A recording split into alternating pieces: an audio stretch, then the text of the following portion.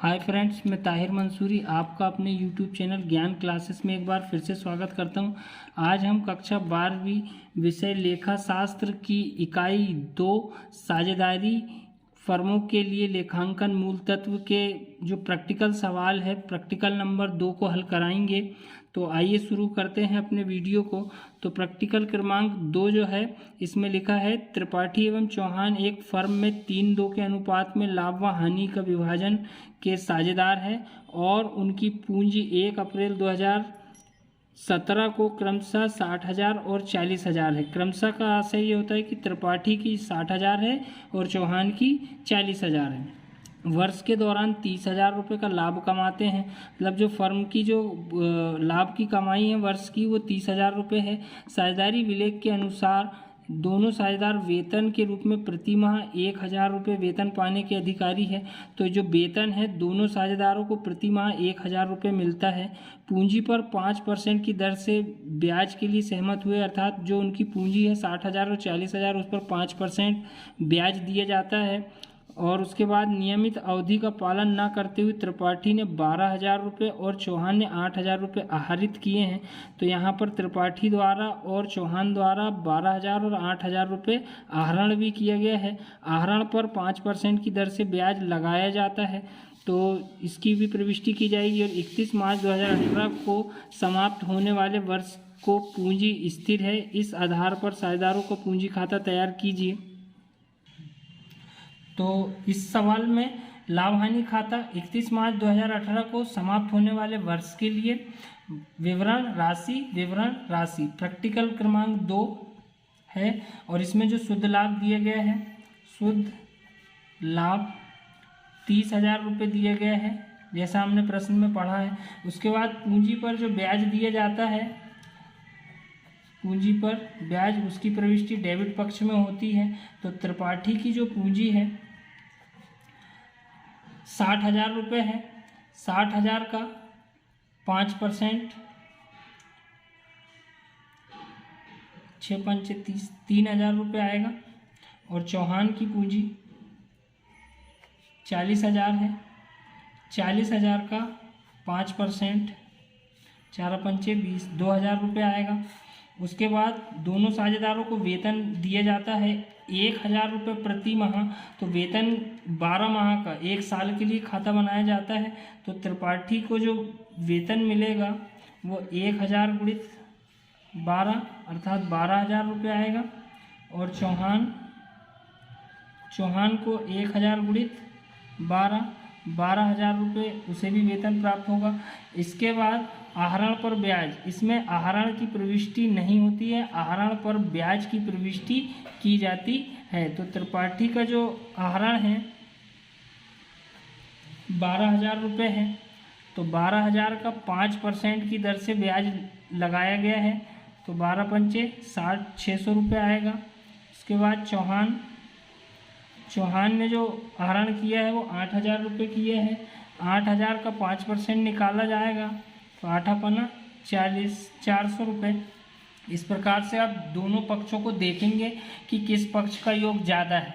तो इस पक्ष का जो योग है वो 31,000 रुपये हो रहा है। और इधर का योग 12 दूनी 24 और 3 27 और 2 29। यहाँ का योग 29,000 और यहाँ का योग 31,000। तो 31,000 रुपये की प्रविष्टि सबसे पहले इस पक्ष में कर देंगे और यहाँ से 29,000 को घटा दिया जाएगा।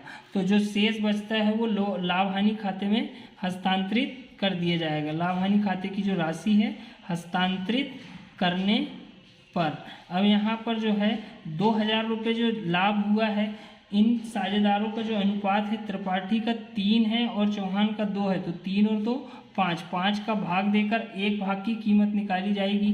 तो 5 चौ 20। तो यहाँ पर त्रिपाठी का जो अनुपात आएगा 400 गुणित 3, 4 तिया 1200 रुपये। और चौहान का जो अनुपात है वो 2 है। तो 400 गुणित 2 अर्थात 4 दूनी 8, 800। इस प्रकार से ये 31,000 दोनों तरफ का योग बिल्कुल आमने सामने बराबर आएगा। इसके बाद इसमें पूंजी खाता बनाया जाएगा। तो पूंजी खाता हम परिवर्तनशील पूंजी खाता तैयार करेंगे। तो सबसे पहले परिवर्तनशील पूंजी खाते में शेष लाया गया जो जिस साझेदार है उनकी पूंजी लिखी जाती है। जैसे इनकी पूंजी त्रिपाठी की 60,000 है और चौहान की 40,000 रुपये। उसके बाद पूंजी पर ब्याज दिया गया है, तो पूंजी पर ब्याज जो है इसकी प्रविष्टि होगी तो 3,000 रुपये इस पर और 2,000 रुपये इसे प्राप्त हुए हैं। इसके बाद वेतन की प्रविष्टि की जाएगी। वेतन 12,000 रुपये दोनों साझेदारों को प्राप्त दिया गया है। उसके बाद यहाँ पर लाभ हानि का जो बंटवारा हुआ है वो लाभ हानि त्रिपाठी को 1,200 रुपये और 800 रुपये चौहान को प्राप्त हुए हैं। इसके बाद इस पक्ष में चलेंगे आहरण दोनों साझेदारों ने किया है। आहरण की जो प्रविष्टि है वो लाभ हानि खाते में नहीं होती, लेकिन पूंजी खाते में उसकी प्रविष्टि की जाती है 12,000 और 8,000 रुपये। उसके बाद आहरण पर ब्याज की प्रविष्टि दो बार की जाती है। ये बच्चों को थोड़ा ध्यान रखना होगा कि आहरण की प्रविष्टि इस पक्ष में भी इधर पे भी की गई है लाभ हानि खाते में 600 और 400 रुपये की, तो उसकी प्रविष्टि यहाँ पर पूंजी खाते में भी की जाती है। इसके बाद हम इसका टोटल योग लगाएंगे कि किस पक्ष का योग ज़्यादा है और उस पक्ष से बाकी पक्ष को घटा देंगे। इसके बाद इधर का जो योग आया है वो 76,200 रुपये आया है, तो उधर से ये 12,000 और 12,600 घटा दिया जाएगा, तो इधर का जो योग आएगा वो आएगा 63,600 रुपये आएगा। इधर का योग करेंगे तो यहाँ का योग आएगा 54,800 और उसमें से 8,400 घटा दिया जाएगा।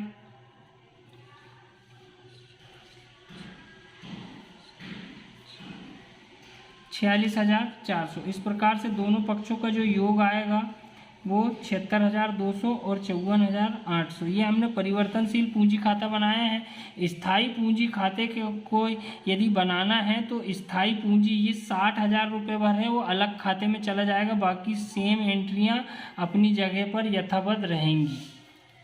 इसके बाद अगले प्रश्न की ओर चलते हैं। अगले प्रश्न की ओर प्रश्न क्रमांक 3 है, अनुभा एवं काजल एक फर्म में 2:1 के अनुपात में लाभ व हानि विभाजन के साझेदार हैं। उनकी पूंजी क्रमशः 90,000 और 60,000 रुपये है।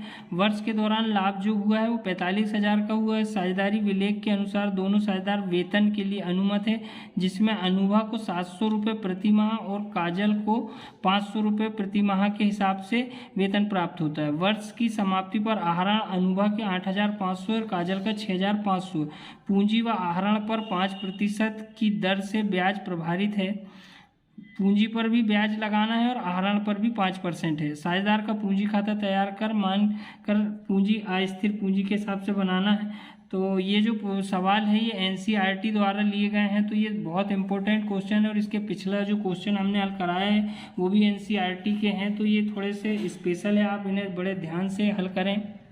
तो आइए शुरू करते हैं अपने वीडियो को आगे। तो यहाँ पर जो शुद्ध लाभ दिया गया है, शुद्ध लाभ हमें दिया है 45,000 रुपये, तो उसकी प्रविष्टि हम यहाँ पर करेंगे। उसके बाद पूंजी पर ब्याज, उसकी प्रविष्टि डेबिट पक्ष में होती है। तो पूंजी अनुभा की कितनी है, 90,000 रुपये है। 90,000 का 5% निकाला जाएगा तो 9 पंचे 45, 4,500 रुपये अनुभा। और काजल की पूंजी 60,000 रुपये है। 60,000 का 5% निकाला जाएगा तो 6 पंचे 30, 3,000 रुपये आएगा। उसके बाद दोनों ने वेतन लिया है, तो वेतन जो है अनुभा को 700 रुपये प्रति माह के हिसाब से मिलता है, तो 12 सत्ते 84, 8,400 रुपये। काजल को 500 रुपये प्रति माह के हिसाब से मिलता है, तो 12 पंचे 60, 6,000 रुपये आएगा। इसके बाद आहरण पर ब्याज की गणना भी की जाएगी इसमें। तो आहरण पर ब्याज जो है अनुभा का जो ब्याज वो है आहरण वो है 8,500 का 5% निकाला जाएगा, तो 55 25 और 58 40 और 2 42, 425 रुपये आहरण पर ब्याज। और काजल का 6,500 रुपये है, तो इसका भी 5% निकाला जाएगा। पचम 25 और 5 छक्का 30 और 2 32, 325। अब हम फिर योग लगाएंगे कि किस पक्ष का योग ज़्यादा है, तो इस पक्ष का योग ज़्यादा है 45,750। यहाँ का योग जो आया 45,750। अब इधर का योग 21,900 रुपये यहाँ का योग आया। उसके बाद हम इसे हस्तांतरित करेंगे। लाभ जो है हस्तांतरित करने पर जो शेष बचता है, इसमें अनुपात दिया हुआ है 2:1 का, मतलब अनुभा का जो अनुपात है वो 2 है और काजल का जो अनुपात है वो 1 है। तो यहाँ पर जो शेष बचा पहले वो देख लेते हैं। 5 का 5, 17 में से 9 गए तो 8, 4 में से 1 गए तो 3 और 14 2, 23,850 जो है वो शेष बचा है। उसमें हम 1 भाग की कीमत निकालेंगे 3 का भाग देखकर, क्योंकि 2 का भाग दिए हैं। तो इसका जो योग आएगा वो आएगा 7,950 का 1 भाग। तो अनुभा के जो भाग हैं वो 2 है।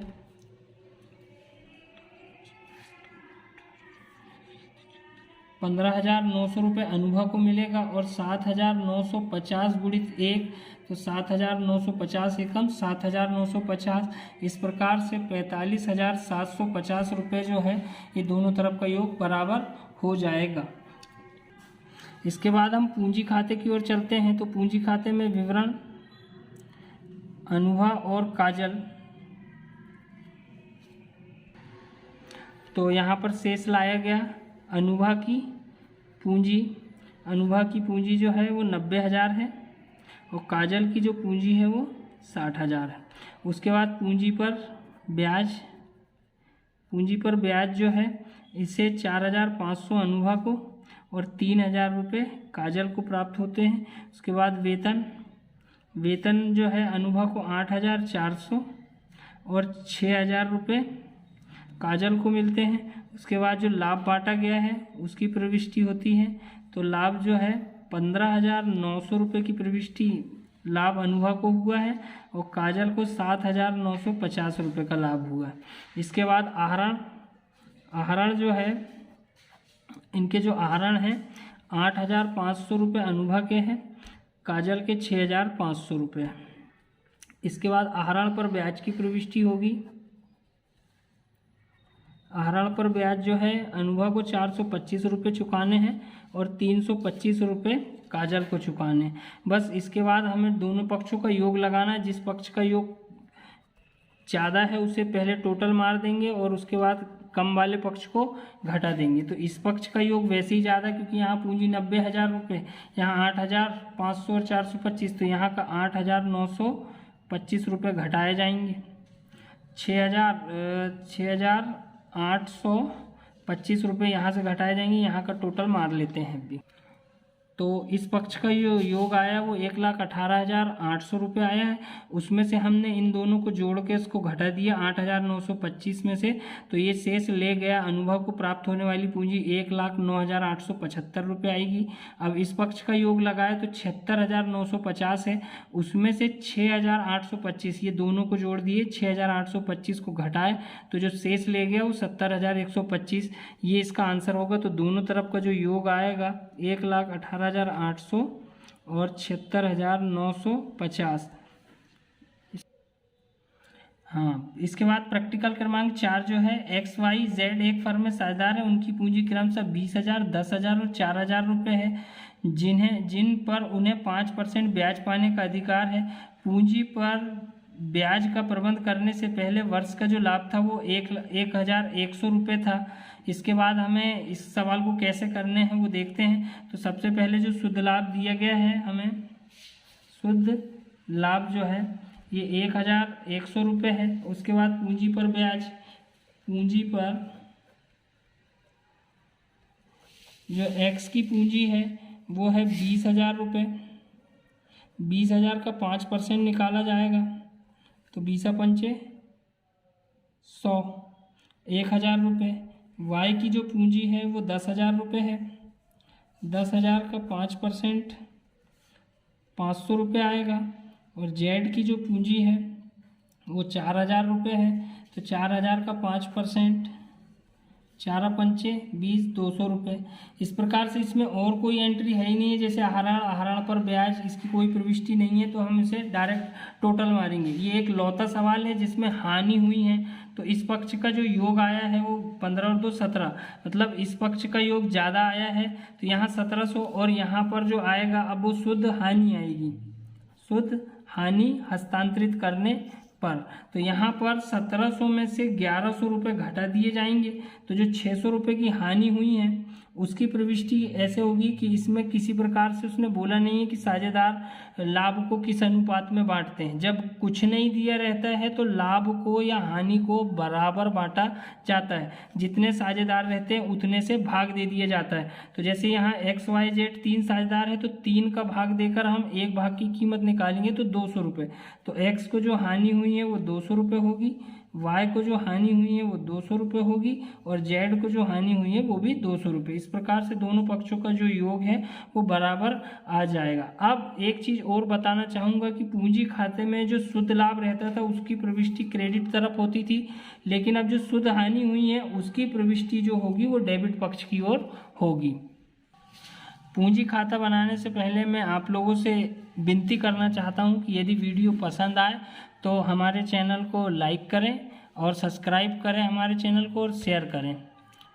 तो शुरू करते हैं हमारे वीडियो को। तो सबसे पहले पूंजी जो दी गई है इसमें शेष लाया गया, उनकी पूंजी लिखी जाएगी। X की पूंजी 20,000 रुपये है, Y की 10,000 रुपये है और Z की 4,000 रुपये। पूंजी पर ब्याज जो सेकेंड एंट्री होती है हमारी, पूंजी पर ब्याज 1,000, 500 और 400,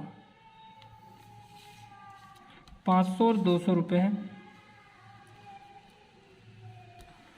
इसके बाद जो हानि हुई है, ये हानि हमें शुद्ध हानि जो हुई है वो शुद्ध हानि की प्रविष्टि इस पक्ष में होगी। X को 200 रुपये, Y को 200 रुपये और Z को 200 रुपये। इस प्रकार से इसके अलावा इसमें कोई प्रविष्टि नहीं है, तो हम इसे डायरेक्ट जोड़ देंगे और घटा देंगे। तो यहाँ का योग आया 21,000 रुपये, यहाँ का योग आया है 10,500 रुपये और यहाँ का योग आया है 4,200 रुपये। सब में से 200 रुपये घटाते जाएंगे क्योंकि सभी साझेदारों को हानि हुई है। तो यहाँ पर शेष ले गया 21,000 में से 200 रुपये घटाए जाएंगे तो 20,800 रुपये, और 10,500 में से 200 घटाए जाएंगे तो 10,300 रुपये, और 4,200 में से 200 घटाए जाएंगे तो 4,000 रुपये। इस प्रकार से दोनों जो पक्षों का योग है वो बराबर आता है 21,000, 10,500 और 4,200। तो मिलते हैं अगले वीडियो।